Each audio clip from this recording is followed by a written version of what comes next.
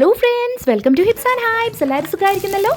ഇന്നത്തെ നമ്മുടെ വീഡിയോ കഴിഞ്ഞ ദിവസം ഞാനിട്ട ഷോർട്ട് ഉണ്ടല്ലോ, കൊടംപുളി ഇട്ട മീൻകറി, അതിൻ്റെ ഫുൾ റെസിപ്പിയാണ് കേട്ടോ.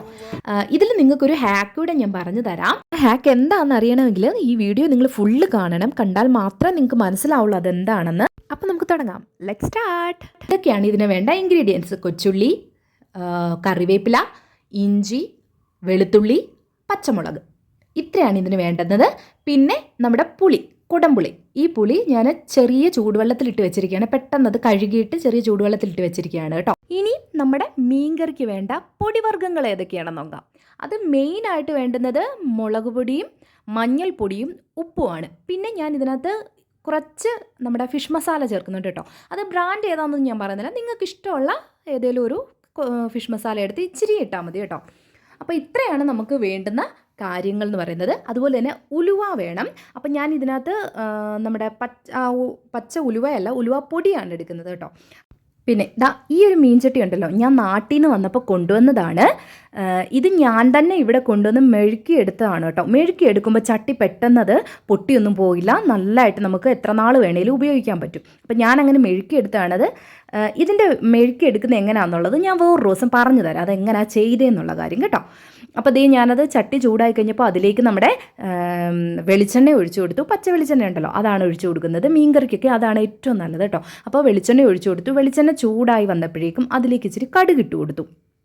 ഈ ടൈമിൽ നമുക്ക് ഉലുവ ഉണ്ടെന്നുണ്ടെങ്കിൽ, പൊടിക്കാത്ത ഉലുവ ഉണ്ടെങ്കിൽ അത് ഇട്ട് കൊടുക്കാം കേട്ടോ. പക്ഷേ എൻ്റെ കയ്യിൽ ഇല്ലായിരുന്നു, അപ്പോൾ ഞാനതുകൊണ്ട് കൂടുതലും പൊടിച്ചു വെച്ചിരിക്കുകയാണ്. അപ്പോൾ അതാണ് എടുക്കാറ് കേട്ടോ.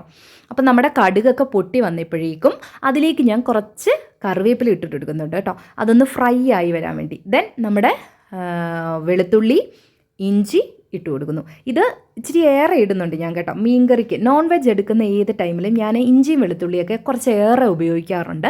അപ്പം ഞാൻ ഇച്ചിരി ഏറെ എടുത്തിട്ടുണ്ട്. നിങ്ങളുടെ ആവശ്യത്തിന് നിങ്ങൾ എടുത്താൽ മതി. ദെൻ നമ്മുടെ മെയിൻ സാധനമാണ് ഈ കൊച്ചുള്ളി എന്ന് പറയുന്നത്. മീൻകറിക്കൊക്കെ ടേസ്റ്റ് കൂട്ടാൻ ഏറ്റവും നല്ലതാണ്. മീൻകറി മാത്രമല്ല, ബീഫായാലും മട്ടനായാലും ഒക്കെ കൊച്ചുള്ളി അടിപൊളിയാണ് കേട്ടോ. മീൻകറിക്ക് നമ്മൾ സവാളയൊന്നും ഒരിക്കലും ഉപയോഗിക്കരുത്. അതൊരു വേറൊരു ടേസ്റ്റായി മാറും. നിങ്ങൾ കൊച്ചുള്ളി ഉപയോഗിച്ചിട്ട് നോക്കണം. സവാള ഉപയോഗിക്കുന്നവർ അത് ഉപയോഗിക്കട്ടെ, വേറെ പ്രശ്നമൊന്നുമില്ല. എന്നാലും അതിനൊരു മധുരം തോന്നും സവാളയൊക്കെ ഇടുമ്പോൾ. നമുക്ക് ഏറ്റവും നല്ലത് കുഞ്ഞുള്ളി തന്നെയാണ്. ഞാനിത് ഏകദേശം ഒരു ഇടത്തരം ടൈപ്പിലെ കുഞ്ഞുള്ളിയായിരുന്നു. അപ്പോൾ ഞാനൊരു 20-22 എണ്ണം എടുത്തിട്ടുണ്ട്. അത് രണ്ടായിട്ട് കീറി നമ്മൾ ഇട്ടേക്കുകയാണ് കേട്ടോ. ഇനി അതിൻ്റെ കൂടെ തന്നെ ഞാൻ കുറച്ച് കറിവേപ്പില ഇട്ടിട്ട് ഇനി ഇതൊന്ന് ഉടഞ്ഞ് വരണം. ഒത്തിരി ഉടഞ്ഞ് വരുമോയെന്നല്ല, ഫുള്ളങ്ങ് ഉടയാന്നല്ല, ജസ്റ്റ് ഒന്ന് ചെറിയൊരു ബ്രൗൺ കളർ ആകുന്നിടം വരെ നമുക്കിതൊന്ന് വഴറ്റിയെടുക്കണം. ഞാൻ അതെല്ലാം ഒന്ന് ഇളക്കി കൊടുത്തതിന് ശേഷം അതിലേക്ക് അത് ഞാൻ അടച്ചു വെക്കുകയാണ്. അടച്ചൊക്കെ വെച്ചു. എല്ലാം കണ്ടില്ലേ, ഒരു ചെറിയ ബ്രൗൺ കളറായി വന്നിട്ടുണ്ട്. ഞാൻ മുടിയെടുത്തപ്പോഴത്തേനും ഒരു ബ്രൗൺ കളറായി വന്നിട്ടുണ്ട്. ഇതിലേക്ക് ഞാൻ പച്ചമുളക് ഒരെണ്ണം ഇടുന്നുണ്ട് കേട്ടോ. നിങ്ങൾക്ക് എരിവ് എത്ര ആവശ്യമുണ്ടോ അതുപോലെ എടുക്കാം. അതുപോലെ തന്നെ നിങ്ങൾ എടുക്കുന്ന മുളക് പൊടിക്ക് എരിവ് കൂടുതലാണെങ്കിൽ പച്ചമുളക് ഇടാതിരിക്കുന്നതായിരിക്കും നല്ലത് തന്നെ കേട്ടോ. ഞാൻ എടുത്തിരിക്കുന്ന മുളക് പൊടി എന്ന് പറഞ്ഞാൽ വീട്ടിൽ നിന്ന് കൊണ്ടുവന്നതാണ് പൊടിപ്പിച്ച്. മഞ്ഞളും മുളകും മല്ലി ഒക്കെ, ഗരം മസാലയൊക്കെ ഞാൻ വീട്ടിൽ നിന്ന് കൊണ്ടുവരുന്നതാണ്. അപ്പോൾ അതെന്ന് പറയുന്നത് നമ്മുടെ പിരിയൻ മുളകും കാശ്മീരി മുളകും കൂടെ മിക്സ് ചെയ്തിട്ട് പൊടിച്ച് കൊണ്ടുവരുന്നതാണ് കേട്ടോ. ഉണക്കി വറുത്ത് പൊടിച്ച് കൊണ്ടുവരുന്നതാണ്. അപ്പോൾ അതിനെന്ന് പറഞ്ഞാൽ പരുവത്തിനുള്ള എരിവേ ഉള്ളൂ. അപ്പോൾ ഒരു പച്ചമുളക് ഇടുന്നത് നല്ലതാണ്. അപ്പോൾ ഞാൻ ആദ്യം മഞ്ഞൾപ്പൊടി ഇട്ടു. ദെൻ നമ്മുടെ മുളക് പൊടി ഇട്ടിട്ടുണ്ട്. അതിൻ്റെ കളർ കണ്ടില്ലേ, അടിപൊളി കളറല്ലേ. ഇതാണ് ആ മീൻകറിയുടെ കളറെന്ന് പറയുന്നത്. ഇനി നമ്മൾ ഇതിലേക്ക് ഫിഷ് മസാല ഇടുകയാണ്. അത് കുറച്ചിട്ടാൽ മതി കേട്ടോ. നമ്മുടെ ഫിഷിൻ്റെ ആ ഉള്ള അളവനുസരിച്ച് ഇട്ടാൽ മതി. ഈ ഫിഷ് മസാല ഉണ്ടേലേ മീൻകറി ഉണ്ടാക്കാൻ പറ്റുമെന്നൊന്നുമില്ല കേട്ടോ. ഇതില്ലേലും അടിപൊളിയായിട്ട് തന്നെ ഈ മീൻകറി ഉണ്ടാക്കിയെടുക്കാൻ പറ്റും. പിന്നെ ഞാൻ ഇച്ചിരി ഉപയോഗിക്കുന്നതേ ഉള്ളൂ കേട്ടോ. അപ്പം ഇതെല്ലാം ചെയ്യുമ്പോഴും നമ്മുടെ തീ നല്ല സിമ്മിലായിരിക്കണം. കാരണം ചട്ടി നന്നായി ചൂടായിട്ടിരിക്കുകയാണ്.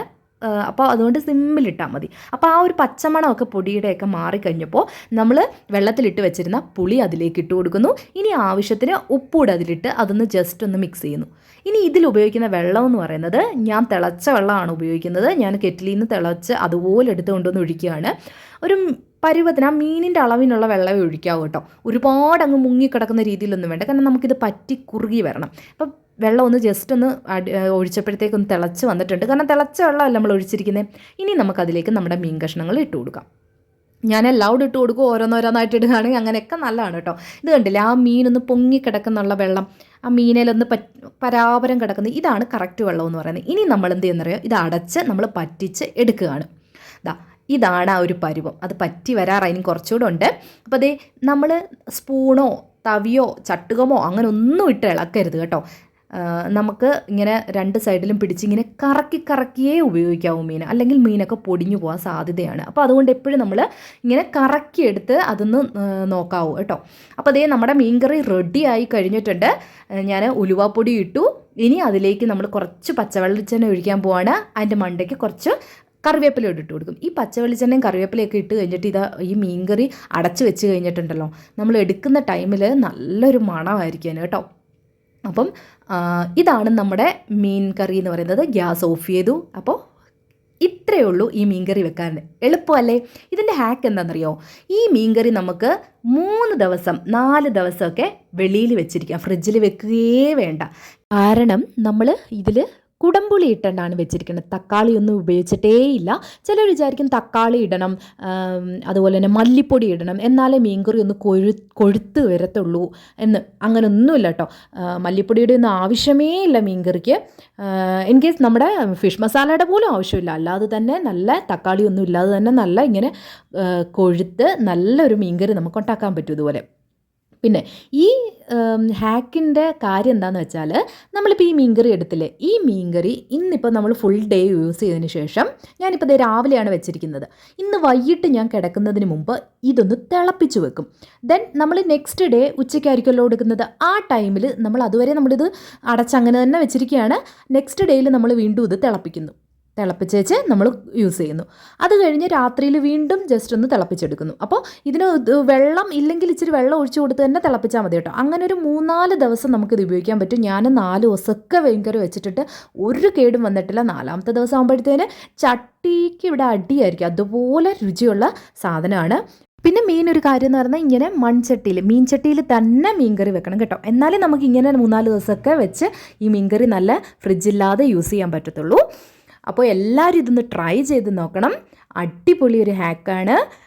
അപ്പം ഞാൻ പറഞ്ഞല്ലോ, ചട്ടി മെഴുക്കിയെടുക്കുന്നത് എങ്ങനെയാണെന്നുള്ളത് മറ്റൊരു വീഡിയോയിൽ ഞാൻ ഇട്ട് തരാം, അതെങ്ങനെയാണ് ചെയ്യേണ്ടതെന്നുള്ളത് കേട്ടോ. നമുക്ക് എളുപ്പത്തിൽ ചെയ്യാൻ പറ്റുന്നതാണ്, വലിയ പാടൊന്നുമില്ല. ഒരു 2-3 ദിവസത്തെ കാര്യമുള്ളൂ. അത് ഞാൻ മറ്റൊരു വീഡിയോയിൽ ഇട്ട് തരാം. അപ്പോൾ തീർച്ചയായിട്ടും ഇതെല്ലാവരും ഒന്ന് ട്രൈ ചെയ്ത് നോക്കുക. അപ്പോൾ മറ്റൊരു വീഡിയോ ആയിട്ട് ഇനിയും വരാം. Please channel subscribe, like, share. By.